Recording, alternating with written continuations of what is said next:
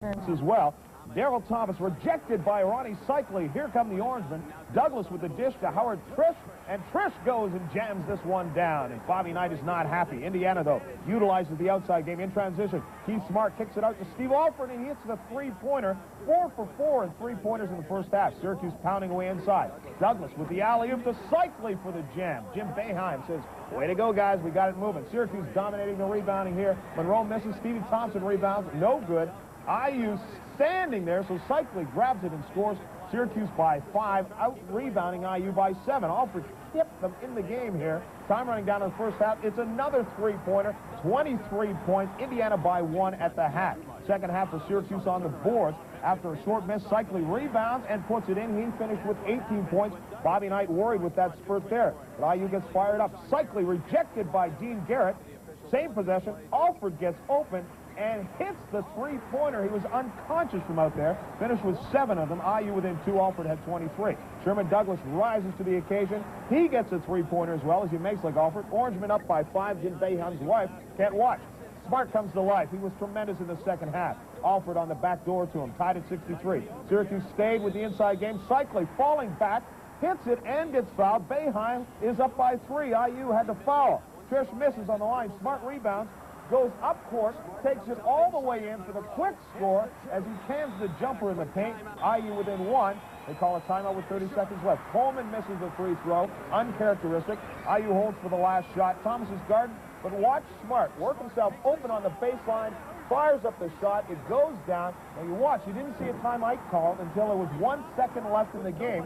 4 seconds were left on the clock when the ball went through. Syracuse last possession. The ball is intercepted by Smart, who was the MVP and finished with 21 points in the game. And the final score, Indiana wins it 74-73 over the Syracuse Orangemen. Keith Smart, the MVP of the game, he would finish with 21 points, 6 assists, and 5 rebounds. And what a story for the guy from Baton Rouge, Louisiana, comes into his own back door and is the most valuable player of the Final Four tournament. Now, we're going to look at some very interesting company here. As you look at the elite company, Bobby Knight joins here. John Wooden, those great years at UCLA, 10 wins. Adolph Rupp with 4 victories in the Final Four NCAA titles as he finishes there at Kentucky. And Bobby Knight with 3 moves into that elite company. And he moves those 3 titles of his, adding to 1940 and 1953 titles that Indiana also won. You know, there was some chat about the dome factor, and certainly, John, all of us at the game, it was that thrilling with 65,000 people watching. Moments after the captains of Indiana accepted their trophy, I had an opportunity to talk with Darryl Thomas, and it was an emotional night, certainly, for the Hoosiers, enjoying every second of this one. What it meant to the home state, Indiana, national champions. Congratulations, what a game.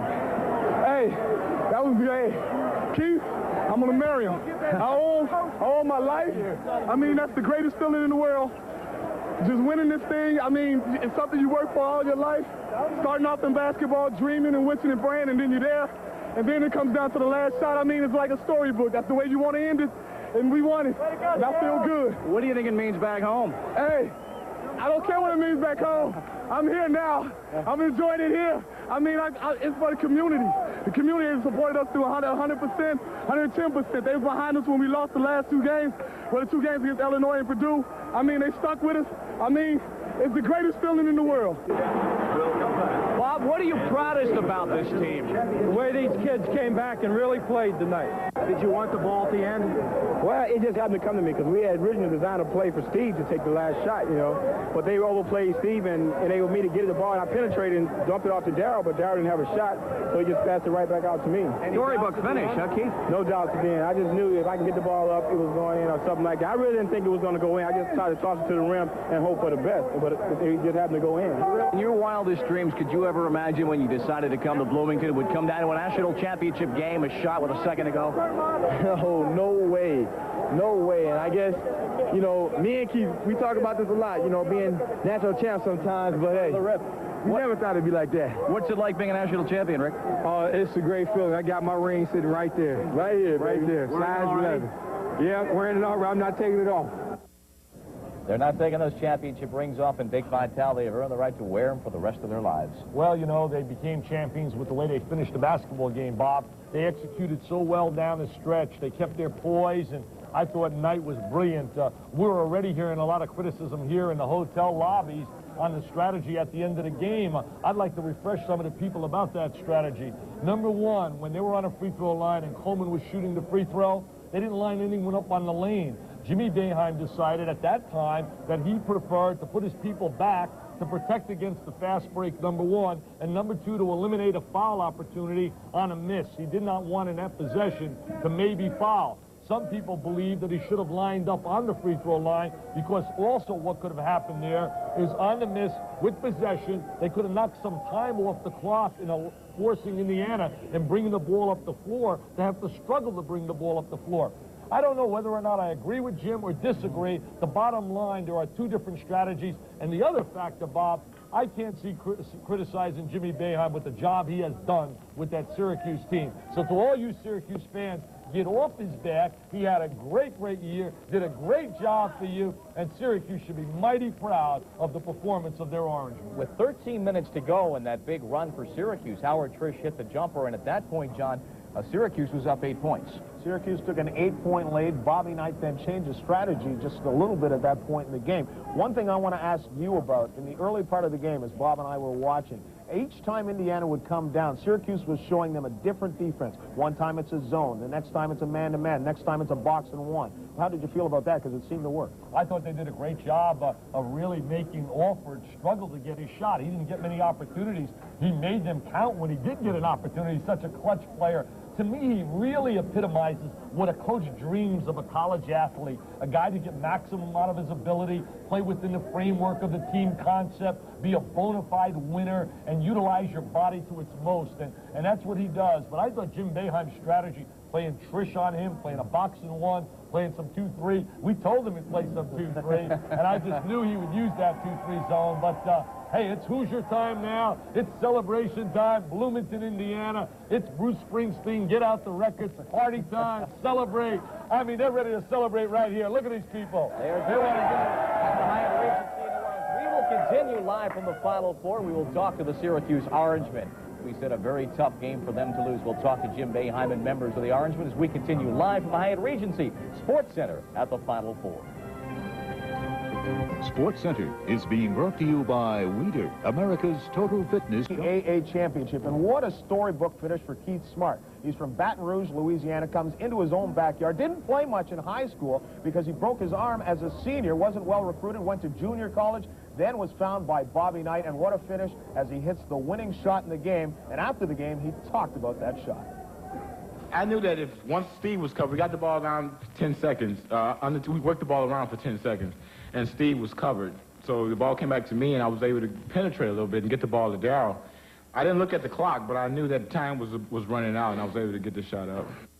Have you ever hit a shot like this before? Pickup games, and and that's about it. Smart made a great play.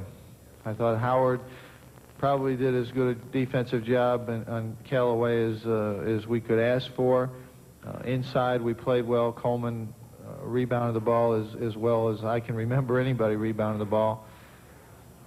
I thought our kids did everything we asked them to do the whole ball game, and it came down to somebody had to make a play at the end, and Indiana made a great play at the end of the ball game, and that's why they won it. They deserve it. Late in the game, they really started jumping to me, and Keith did an excellent job. I think that's been the difficulty in guarding us all year, is that a lot of teams want to try to contain me, and in containing me during certain points of a game, we're too good elsewhere, and it showed up tonight in the last 3 minutes with Keith. We just try to contain the perimeter players, and we were successful for a little while, and the ball kept going in and back out, and it was just a little bit of scramble. And he came up with a pretty good shot, and he made an excellent play. Both me and Howard signaled timeout. I thought there were about 3 seconds left, really, but the community, I was a little more towards half court. Howard was right there by the official, and we both signaled timeout, but 2 ticks went off, and then we just got the 1 second. I'm happy as hell that we won. I'm happy because I think we have great fans and great people, and they enjoy it, and it's great for them.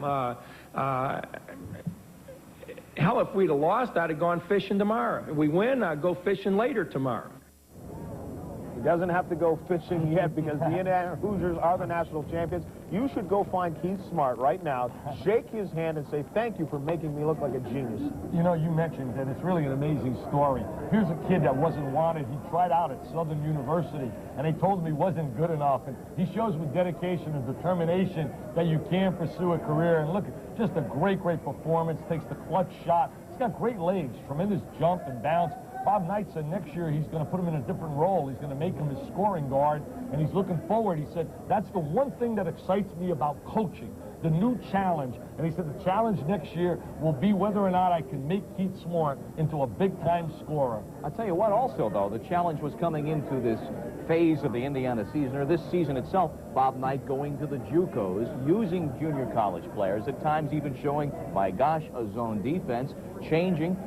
Satisfaction from Bob Knight tonight, not elation, because he knew he could put the pieces together, even though he told you during the season, Dick, I don't know why you're so high on our team because we're not that good. Second half, they were a different ball club. He didn't say it like that, though. What he really said was, hey, Vitale, you don't know anything about the game. He said, I forgot more basketball than you know. You keep saying we're good. We're not good. They win the national championship, but they're not any good. I'll tell you one thing. Between 94 by 50, the guy is an absolute genius in motivation, in getting his people to perform and to excel.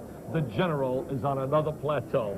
We'll be back with more in just a moment to talk about the Indiana Hoosiers and their national championship and hear from the Syracuse Orangemen. We're going to go back to Sports Center in just a moment to Chris and Gail in Sports Center in Bristol. We'll join you in just a moment.